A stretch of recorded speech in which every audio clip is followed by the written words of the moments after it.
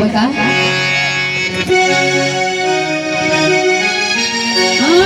रलिया बैरना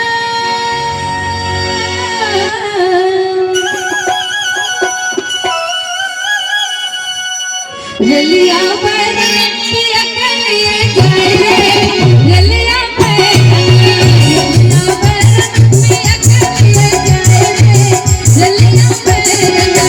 रलिया बैरना पिया कलिए जाए रे रलिया बैरना पिया कलिए जाए रे रलिया बैरना पिया कलिए जाए रे रलिया बैरना पिया कलिए जाए रे रलिया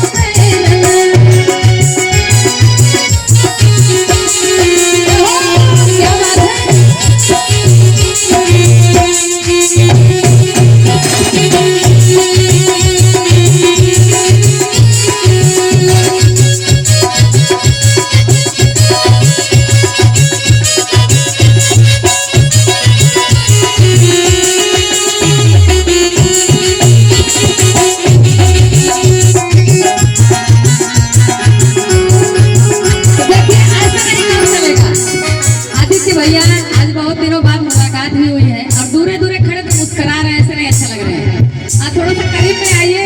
और हम सभी कलाकार आज के आंगन में आए हुए हैं। अरे बड़ा कमैला और बड़ा नाम बनैला एक बार हमनू तू पर नजरों करम करी और कहे को कैसे रलिया बैरना पिया कलिए जाए रे रलिया बैरना पिया कलिए जाए रे रलिया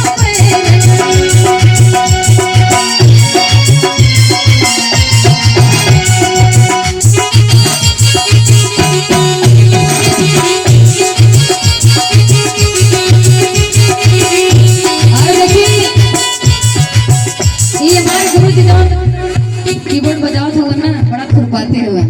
आई का कहा था दिन भर चाहे जहां नहीं हो हमार पिया दिन भर चाहे जहां नहीं हो हमार पिया दिन भर चाहे जहां नहीं हो हमार पिया दिन भर चाहे जहां नहीं हो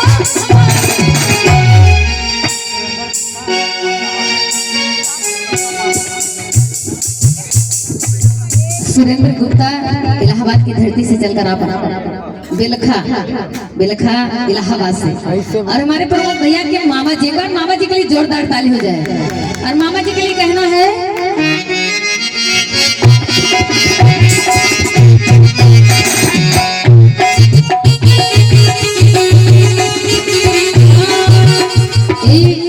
प्रमोद भैया के मामी जी कह रहे हैं कि मामा से दिन भर चाहे जहां नहीं हो हमार पिया दिन भर चाहे जहां नहीं हो हमार पिया दिन भर चाहे जहां नहीं हो हमार पिया दिन भर चाहे जहां नहीं हो हमार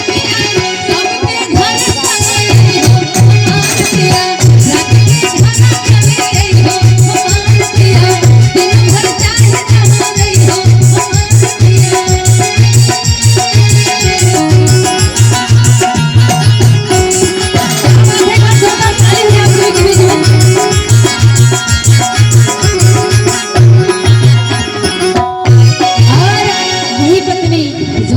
चौरा मैया के शरण में जाकर मनौती मांगत बा। अम्मा इससे पहले मनौती हूँ पत्नी का मांगत बा